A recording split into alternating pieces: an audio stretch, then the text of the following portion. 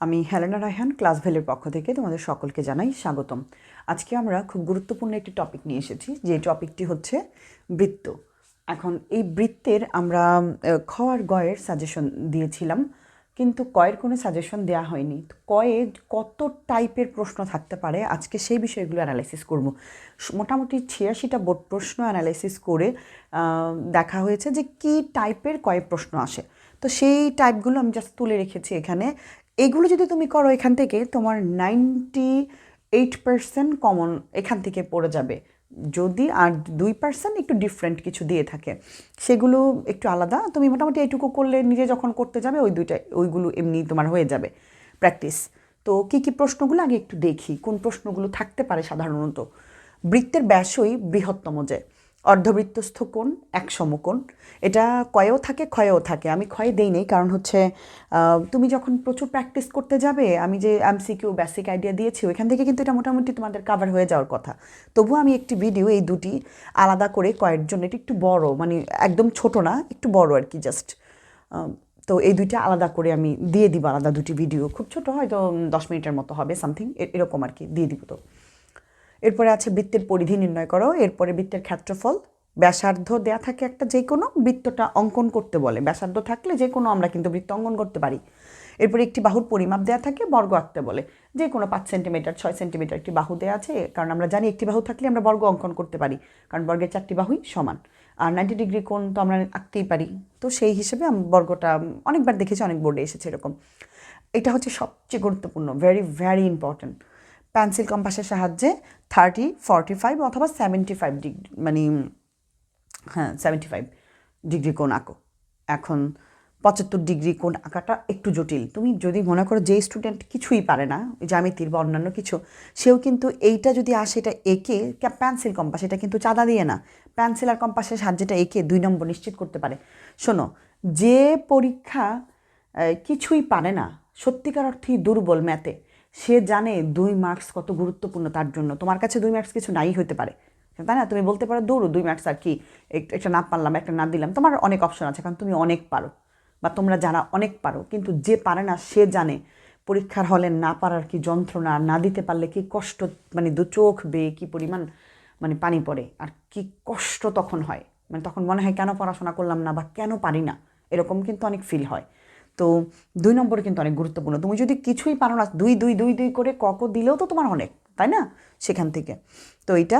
এরপরে বৃত্তের নির্দিষ্ট কোনো বিন্দুতে স্পর্শক অঙ্কন করতে হয়, যে কোনো, যেমন এটা হচ্ছে তোমার এরকম, এই যে একটা বৃত্ত, হ্যাঁ, তো এটার তো একটা অবশ্যই, এটার নিশ্চয়ই একটা তোমার ব্যাসার্ধ থাকবে। ব্যাসার্ধ ছাড়া তো আমি বৃত্তটা আঁকতে পারি নাই, তাই না? তো ওই একটা স্পর্শক আঁকতে হবে। আমরা জানি স্পর্শ বিন্দুগামী ব্যাসার্ধ ওই স্পর্শকের উপর কি সৃষ্টি করে বলো? লম্ব অঙ্কন করে, তাই না?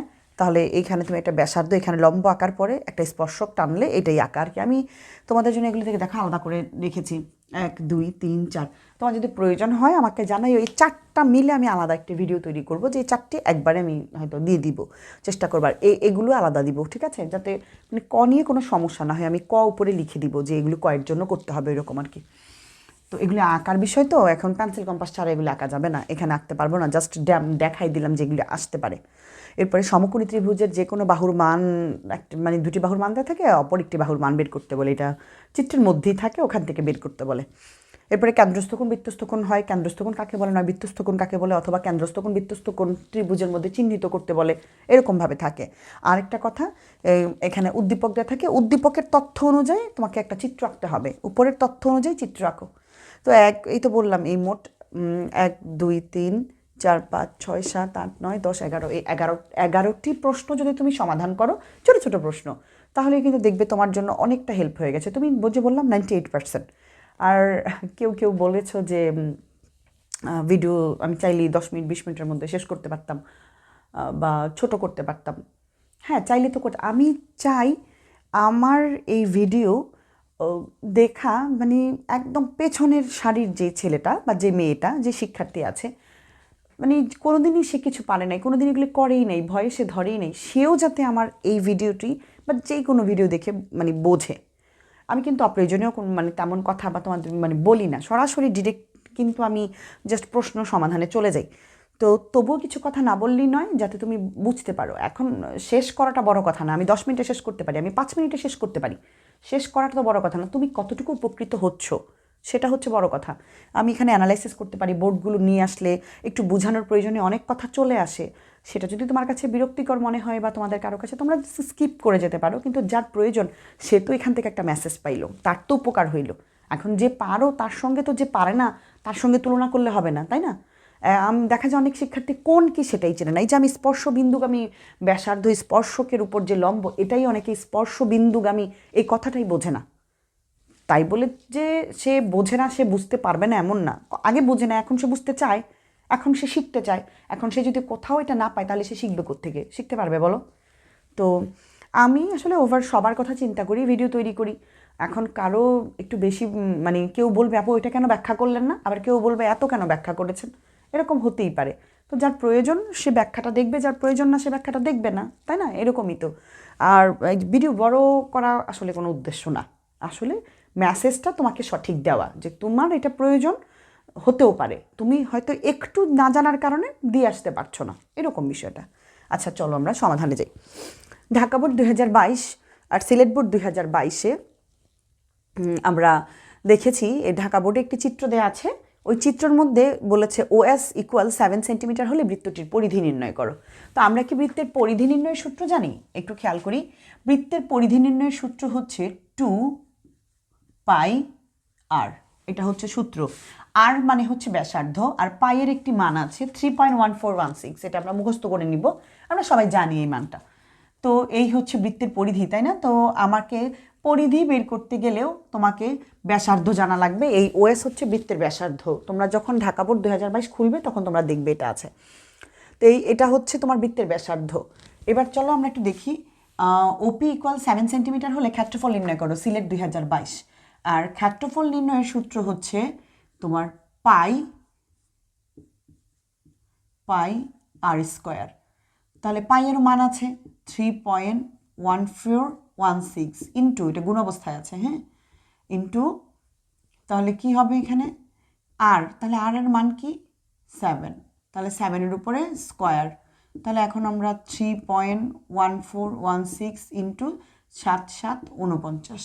এটা তুমি জাস্ট ক্যালকুলেটারে এখন যদি এই টাকার এটাকে গুণ করো তাহলে তো তোমার মানটা বের হয়ে যাবে। আর অবশ্যই ক্ষেত্রফল বললে বর্গ, সেন্টিমিটার বললে সেন্টিমিটার, মিটার বললে মিটার, বর্গ কথাটা দিতে হবে, বর্গ সেন্টিমিটার বা মিটার, ঠিক আছে? এই হচ্ছে এটা।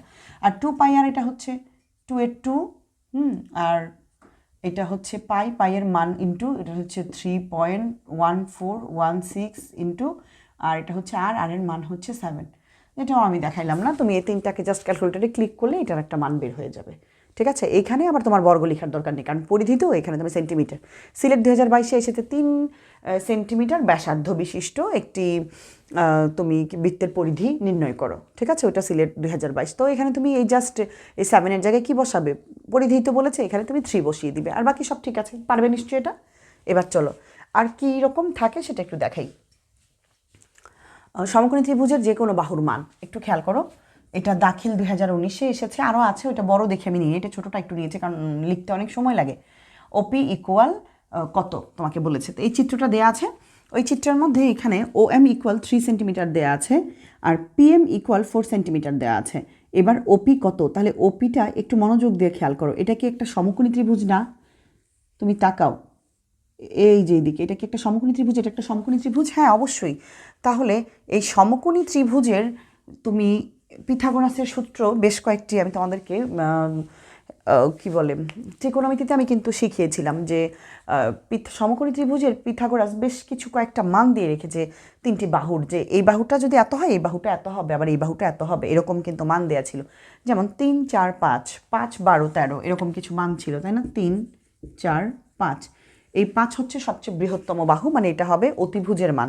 তো চলো আমরা এখানে খুঁজে পাই কিনা, যে 3 খুঁজে পেয়েছি, 4 খুঁজে পেয়েছি, তাহলে এটা হবে কত? 5, ঠিক আছে? এখন কয়ের মধ্যে তো আর তুমি এরকম মুখস্থ দিয়ে দিলে হবে না, কিন্তু তুমি তো এই মানটা জানো যেটা 5 হবে, তাহলে কি ভুল হওয়ার সম্ভাবনা আছে? নেই। তখন কিন্তু তুমি এই বাহুর মানটা বের করতে পারবে। তুমি তখন বলবে OPM সমকোণী ত্রিভুজে পিথাগোরাসের সূত্র হতে পাই, পিথাগোরাসের সূত্রটা দিয়ে তারপরে তুমি এই বাহুর মানটা পেয়ে যাবে, ঠিক আছে? ওই যে আরেকটা মুখস্থ যদি MCQ হইতো তাহলে 3 4 5 দিয়ে দিতাম। এবার চলো